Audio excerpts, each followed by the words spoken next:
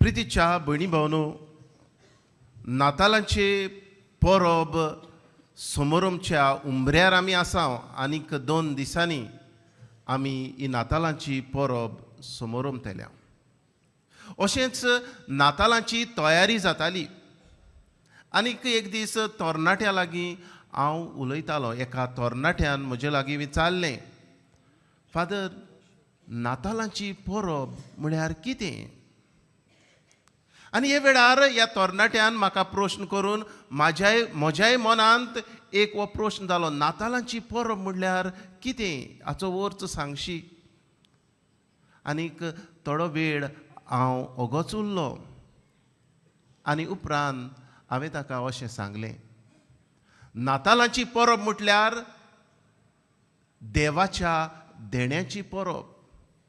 आनी हें देणें बेश्टें न्हय, पूण ओदीक करप, ओदीक दिवप, असलें हें देणें नातालांची परब. आनी ह्या तरणाट्याक हांवें सांगलें, पळय, देवान जायतो मोग आमचो केलो. जेन्ना जेजू संवसारान येवंक ना, देवान मोग करूंक ना अशें न्हय, पूण देवान मोग केलो. पूण आतां देव ओदीक मोग करता आपल्या पुताक धाडून. आनी हो की देवाचो मोग ओदीक करप. देवाक तितलेंच तो मोग करून तितल्यानूच पुरो जावंक ना, पूण देव आपल्या पुताक धाडटा. दुबाविरें देवान आमचो मोग करूंक जातालो आपल्या उतरा वरवीं. उतरान जरी तर देव संवसार रचता जाल्यार पुताक धाडची कुशी धाडूंक गरज नासली. पूण देव पोरशी आपल्या पुताक मनीस करून ह्या संवसारान धाडटा.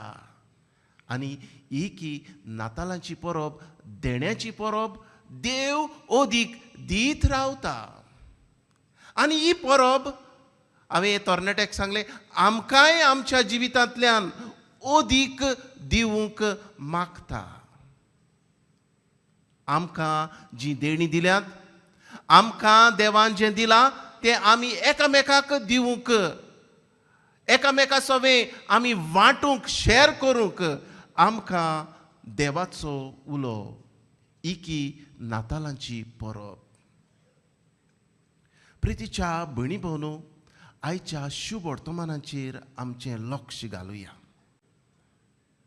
देवान आंकवार मारयेक हो संदेश दिलो, तूं देवाच्या पुताची आवय जावची आसा. आनी हेच वेळार तिका आनीक संदेश मेळटा, तुजी मावशी भयण गर्भेस्त आसा. देवान तिका हें पुताचें देणें दिलें, खुशाल जाली. आनी आंकवार मारया आपले मावशे भयणीक भेट करूंक गेली, सेवा चाकरी करूंक. जें देवान तिका दिलें तें ओदीक करूंक. तिच्यान म्हणूंक जातालें, वय, देवाची ह्या पुताची चाकरी सेवा करतली इतलेंच म्हाका पुरो ना. आंकवार मारया ओदीक करूंक सोदता आनीक आपली मावशे भयणीक भेटता, तिची सेवा करता. आनी पवित्र पुस्तकार अशें आमकां मेळटा, मारिया उठली आनी जुद्याच्या दोंगराचेर आसत्या एका शारान धणवणान गेली. She went in haste. म्हणजे आनीक वेळ तिणेन काडूंक ना, ताकतीन गेली. आदार करूंक तिणें ताकीद केली.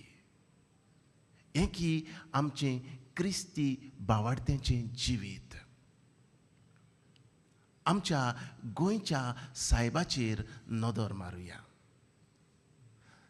ताचें जिवीत संवसाराचे वाटेन आसलेलें, पूण जेन्ना तो जेजूचेर नदर मारता, ताच्याय काळजांत हो ताकतीचो उजो पेट्टा. ओदीक हांव करतलों. न्हयच फकत ह्या युरोप शारांत हांव करतलों, पूण भारतांत तो पावलो. हें की ताचें सपन. आनीक हांव जेजूक परगडटलों, आनीक हांव जेजूक दितलों, हें ताचें सपन. आनीक असोच चायना वचपाची सपनाय तो सपन येतालो. प्रितीच्या भयणी भावनो, आमचें क्रिस्ती भावार्थेचें जिवीत म्हणल्यार अदीक करप, ताकतीन करप, आनीक आमच्या काळजाक तार आसूंक उपकारो ना. आमी थकूंक जायना. जायते फावट आमी ह्या जिवितान आमी म्हणटा हांव थकलो, जायतें हांवें केलें, पूण कसलोच फायदो ना. प्रितीच्या भयणी भावनो, आमी क्रिस्ती भावार्थी फायदो पळोवपाची मनशां न्हय, पूण आमी क्रिस्ती भावार्थी आमी दुसऱ्याक कितें फायदो करूंक शकता तें आमी नियाळपाची गरज आसा.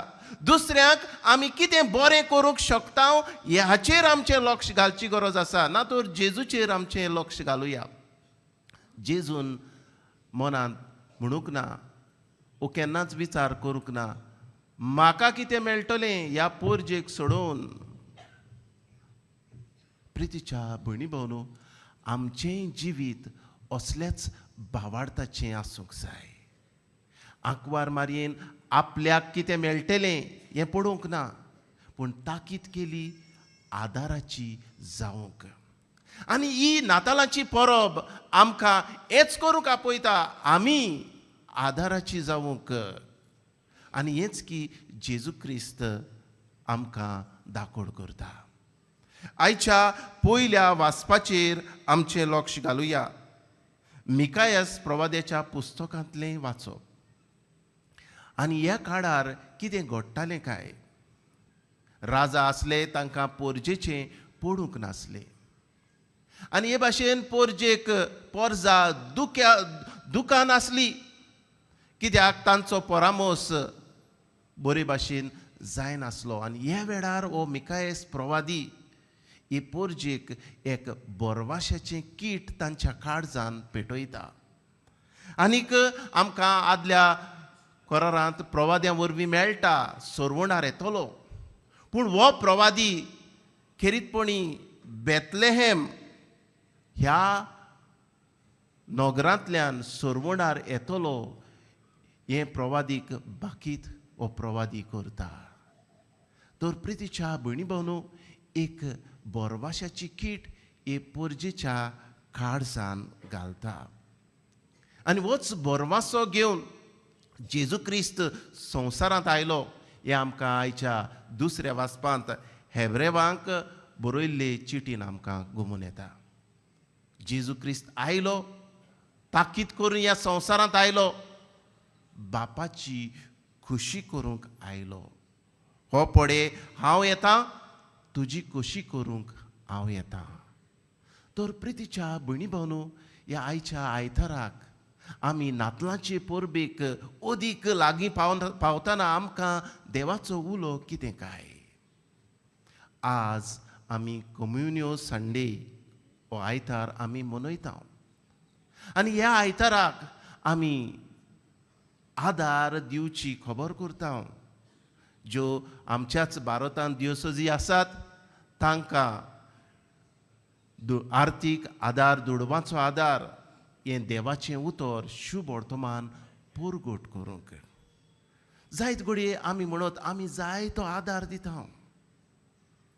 प्रितीच्या भयणी भावनो, क्रिस्ती भावार्थेचें जिवीत आदाराचें जिवीत, दुसऱ्यांची सेवा करतलें जिवीत. आनीक आमी अदीक करूंक ह्या नातालांच्या समयार आमकां देवाचो उलो. तर आज देव आमकां कितें सांगूंक सोदता काय. पयले सुवातेर आदाराची जावुया. दुबाविरीत ही आदाराची कीट आमच्या काळजान देवान जल्मांतान घातल्या. पूण जायते फावट आमी आदार दिवंक आमी फाटीं उरता. कित्याक ह्या मनांतल्यान आमी जायतें चिंता. तो आदार गेल्यार खंय पावतलो, कितें जातलें, जायतें आमच्या मनान येता. तर प्रितीच्या भयणी भावनो, आमी असलीं चिंतिनासतना पूण हांव आदार करतां देवाक मनान धरून. हें मनान धरून आमी आदाराची जावुया. दुसरे सुवातेर आनीक आमची जायतीं भाव भयणां गरजेवंत आसात. जायते फावट आमी रावता, तो म्हजे लागीं मागतलो आनी हांव ताका दितलो. आंकवार मारयेक कोणेच सांगूंक ना. हे आंकवार मारयेचे मावशे भयणीन रेकादूय धाडूंक ना. पूण तिका गोमून आयलें, तिका आदाराची गरज आसा, ती दणवणान गेली. आमच्याय जिवितांत जेन्ना कोणूय गरजेवंत आसा, आमच्या दोळ्या मुखार दिश्टी पडटा, आमकां ताची खबर आयकूंक येता, तेन्ना आमी खूद आदाराची जावंक आमकां देवाचें आपोवणें. प्रितीच्या भयणी भावनो, नातालांची परब दानाची देण्याची परब.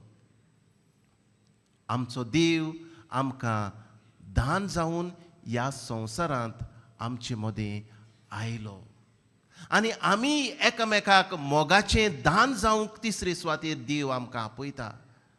आमच्या वेळाचें दान आमी एकामेकाक दिवया, एकामेकाक वेळ दिवया. आज आमचे लागीं एकामेकाक दिवंक वेळ ना. आदी आमचे लागीं घडयाळां नासलीं पूण वेळ आसलो. आदी आमचे लागीं गाडयो नासल्यो, मोटरां नासलीं, चलोन भोंवतालीं पूण एकामेकाक दिवंक वेळ आसलो. आज आमचे लागीं सगळें आसा, सगळे तरेचीं यंत्रां आसात, पूण आमकां एकामेकाक दिवंक वेळ ना. आज कितलींच भाव भयणां एकसूरपणाचें जिवीत सादतात. कोण तांकां एक जाप दितलो मनीस ना, तांचे बरोबर येवन उलयतलो कोणूच मेळना. ह्याय वेळाचें दान आमी एकामेकाक दिवंक वावरुया, अदीक करून जांकां गरज आसा. तर प्रितीच्या भयणी भावनो, आंकवार मारया आमकां नमुनो. आमचो गोंयचो साहेबूय आमकां एक नमुनो. आमी अदीक दिवंक, आमी दिलां तितल्यानूच हांवें केलां तितल्यानूच खुशाल जावंक न्हय, पूण अदीक आनी अदीक जेजूच्या मोगा पासत, जेजूची बरी खबर परगटूंक हांवें वावरूंक म्हजे लागीं जाता ते प्रमाणे. हेंच करूंक ह्या आयच्या पवित्र मिसान आमकां बापाचो उजवाड मागुया. अशें जावं.